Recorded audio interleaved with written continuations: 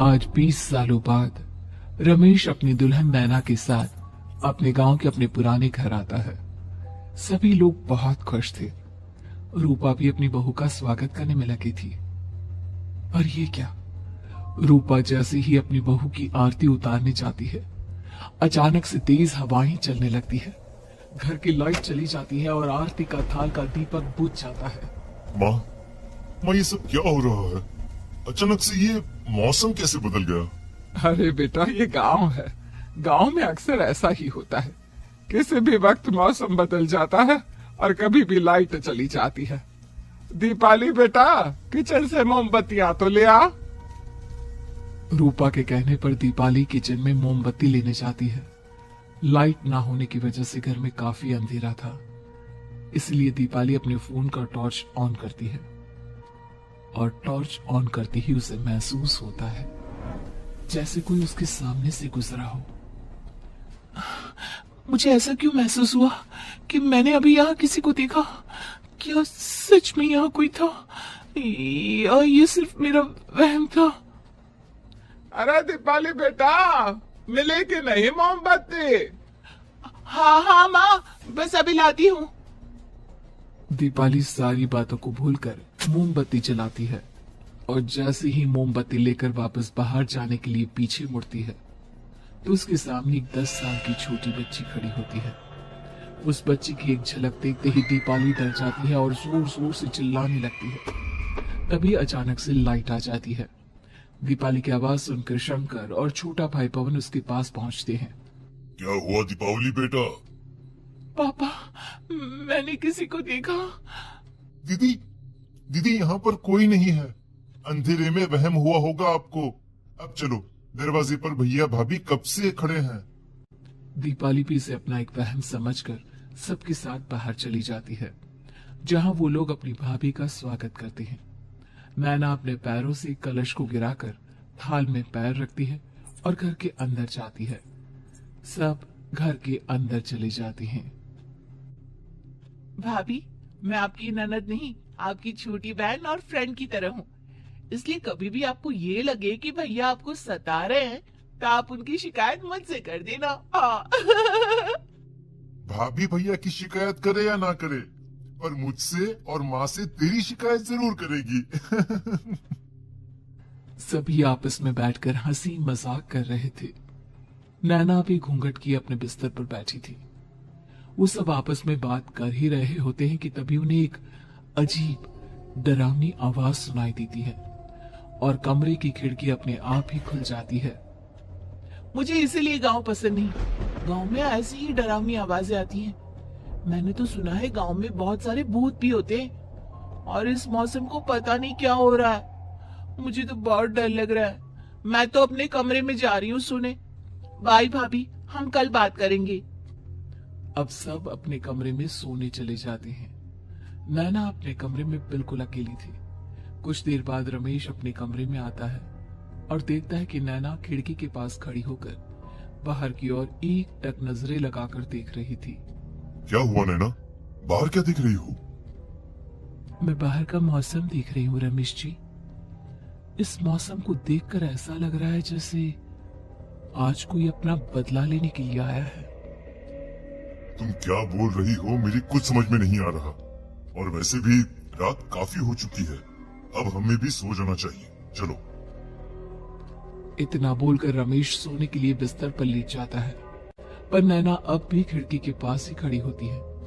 रमेश की सो जाने के बाद नैना अपनी सास के कमरे में जाती है और अपनी सास के पास बैठकर रोने लगती है, जिसे सुन सास की नींद खुल जाती है।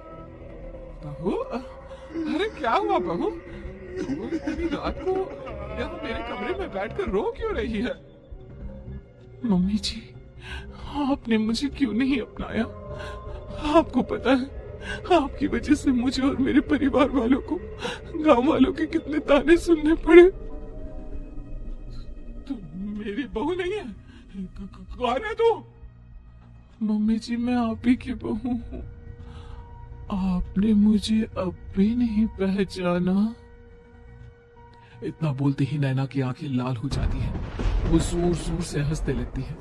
मौसम का रुख बदल जाता है। कमरे की खिड़कियां और दरवाजे अपने आप ही खुलने और बंद होने लगते हैं। देखते ही देखते नैना हवा में उड़ने लगती है और वो अपनी आंखों के इशारे से अपनी सांस को भी हवा में लटका देती है।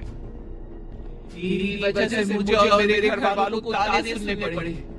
तूने जो पाप किया है, तुझे उस पाप की सजा मिलेगी और अब तेरी इस गलती की सजा तेरा पूरा परिवार भुगतेगा।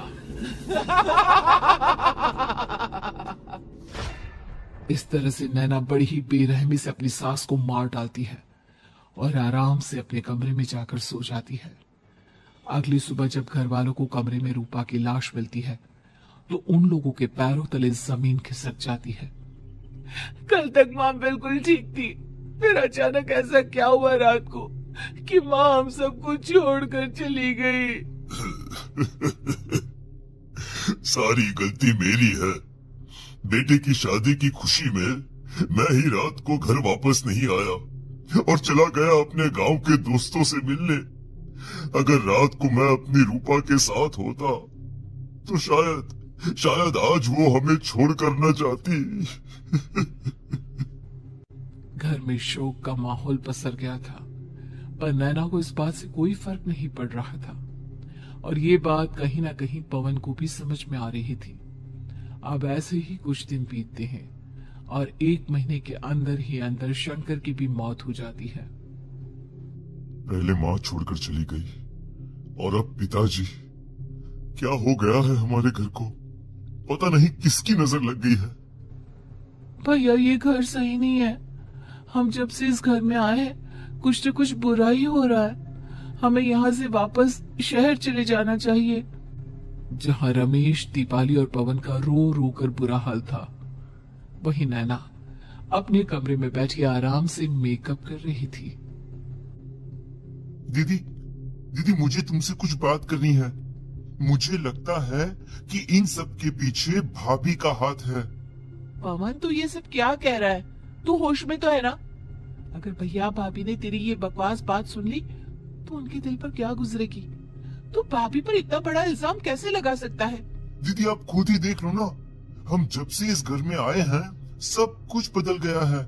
शादी से पहले नैना भाभी ऐसी बिल्कुल नहीं थी, पर अब वो किसी से बात नहीं करती, ज्यादातर अकेले अपने कमरे में ही रहती है और कभी उनसे बात करो भी तो न जाने कैसी अजीबोगरीब तरह की बातें करने लगती है।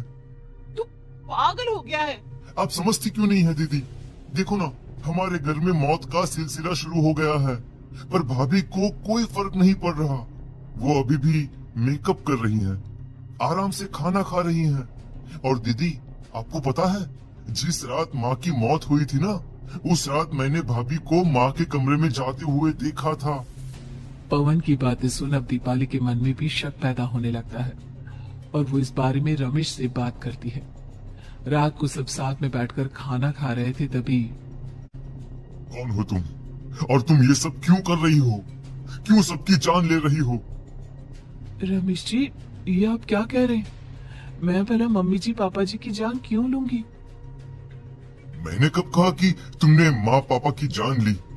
नैना तुम तो मेरी पत्नी हो, तुम थोड़ी किसी को मारोगी। नैना तुम नैना ही हो ना? रमेश की ये बात सुनते ही नैना खाना छोड़कर गुस्से में सबको देखने लगती है। नैना की गुस्से भरी आंख को देखकर तीनों भाई बहन डर जाते हैं। तभी नैना जोर जोर से हंसने लगती है। मैं ही तो हूँ, आपकी पत्नी गौरी। गौरी का नाम सुनते ही रमेश के होश उड़ जाते हैं। आखिर कौन है ये गौरी? क्या है इस घर और घर वालों का राज?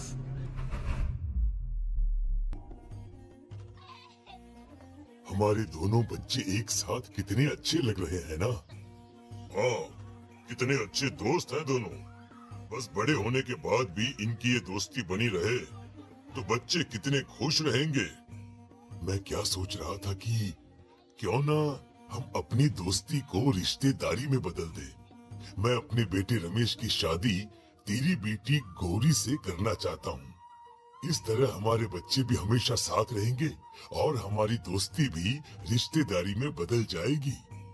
शंकर के इस बात से उसके दोस्त को बहुत अच्छा लगता है और वो अपनी बेटी की शादी रमेश से करवाने के लिए तैयार हो जाता है। बहुत जल्द दोनों परिवार मिलकर बचपन में ही रमेश और गौरी की शादी करा देते हैं।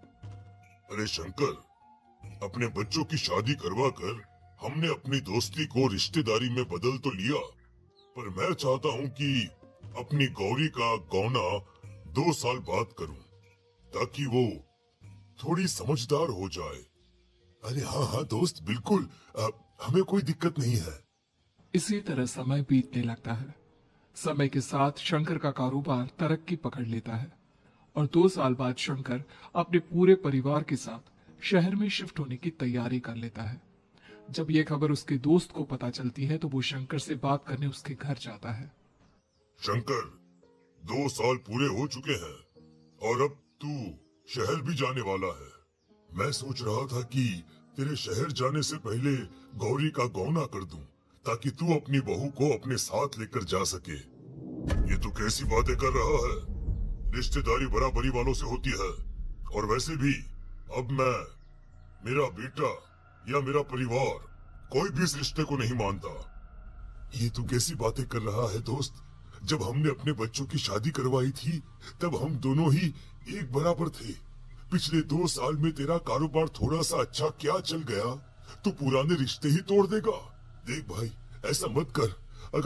अगर तूने मेरी बेटी को अपनी बहू के रूप में नहीं अपनाया तो कोई भी मेरी बच्ची से शादी नहीं करेगा।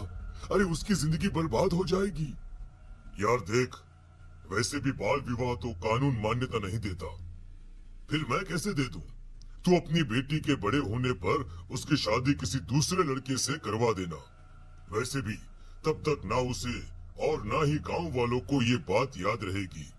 मेरे बेटे को बख्श दे मेरे भाई। इस तरह से शंकर अपने दोस्त के परिवार और गौरी को गांव वालों के ताने सुनने और जिल्लत से भरी जिंदगी जीने के लिए छोड़ अपने परिवार वालों के साथ शहर चला जाता है।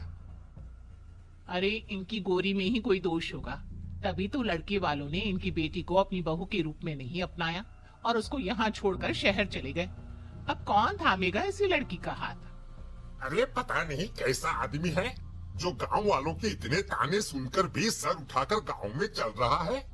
अरे अगर मेरी बेटी के साथ ऐसा हुआ होता ना तो मैं तो शर्म के मारे मर ही जाता। हाँ, दिन रात लोगों की नजरों में अपने लिए ग्रहण देख और सबके ताने सुन सुन अब गौरी के पिता हिम्मत हारने लगते हैं और एक रात गौरी के माता पिता खुदकुशी कर लेते हैं। ये सदमा गौरी भी सहन नहीं कर पाती और उसकी भी मृत्यु हो जाती है। तुम्हारे परिवार की वजह से हम लोगों ने अपनी इज्जत और जान गंवाई। इसका बदला तो तुम्हें चुकाना पड़ेगा, वो भी अपनी जान लेकर। हंसते हुए अब नैना हवा में उड़ने लगती है। नैना अब पूरी तरह से बदल चुकी थी। गौरी की आत्मा उसके शरीर पर हावी हो चुकी थी। उसकी आंखें सफेद, पैर उल्टे, चेहरा काला और बाल बिखर गए थे। अब गौरी अपनी शैतानी शक्तियों से घर के हर कोने को अपने काबू में कर लेती है और सीधी दीवार पर जाकर चिपक जाती है। मुझे अपना बदला चाहिए। बदला लूंगी मैं तुम सबको खत्म कर दूंगी। गौरी इतनी तेज चिल्ला रही होती है कि उसकी आवाज से घर के सारे कांच टूट जाते हैं। सामान इधर उधर गिरने लगता है और ये सब देखकर तीनों भाई बहन के होश उड़ जाते हैं। बचाओ, भागो भागो। उन तीनों को अपनी जान बचाने के लिए यहाँ से वहां भागता देख गौरी जोर जोर से हंसने लगती है। तभी दीपाली घर से बाहर निकलने लगती है, जिसे देख गौरी गुस्से में अपनी शक्तियों से तुरंत घर का दरवाजा बंद कर दीपाली को हवा में उड़ा देती है। बाहर भागी, मुझसे बचकर भागना चाहती है? कोई नहीं बचेगा, आज तुम सब मरने वाले हो। अचानक घर में भूतिया आवाजें गूंजने लगती है, तेज हवाएं चलने लगती हैं, सोफा, टेबल, कुर्सी सब हवा में उड़ने लगता है। ये सब देखकर रमेश, दीपाली और पवन की रूह कांप जाती है। घर में ये सब होते हुए और अपनी बहन को हवा में उड़ते हुए देख रमेश और पवन को भी समझ में नहीं आ रहा था कि वो क्या करे, कैसे अपनी जान बचाए। इतने में गौरी अपनी आंखें दीपाली की तरफ करती है और अपनी शैतानी शक्तियों से उसका गला दबाने लगती है।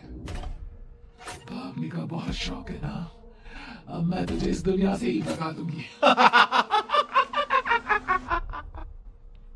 इतना बोलकर गौरी दीपाली को उठाकर फेंक देती है और दीपाली दीवार से टकराकर नीचे गिर जाती है। दीपाली के पूरे शरीर में चोट के निशान होते हैं और वो उठ भी नहीं पाती। दोनों भाई भागते हुए अपनी बहन के पास जाते हैं।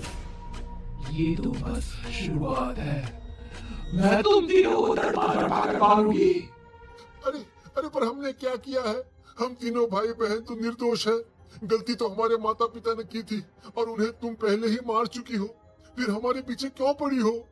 पवन के इतना बोलते ही गौरी एक हवा के झोंके की तरह उसके पास आती है और उसका गला पकड़कर उसे हवा में उठा देती है और रमेश को गुस्से भरी नजरों से देखती है।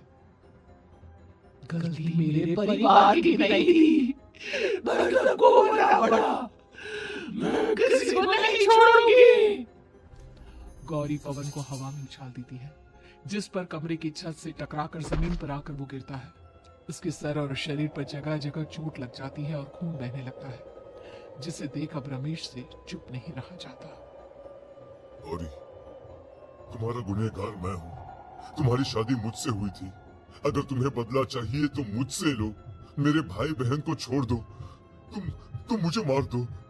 मरना तो सबको पड़ेगा। अरे पर इसमें उन दोनों की कोई गलती नहीं है। प्लीज, मैं मानता हूँ कि तुम और तुम्हारे परिवार के साथ जो कुछ भी हुआ वो गलत था, पर गौरी, मैं प्लीज मेरे भाई बहन को छोड़ दो।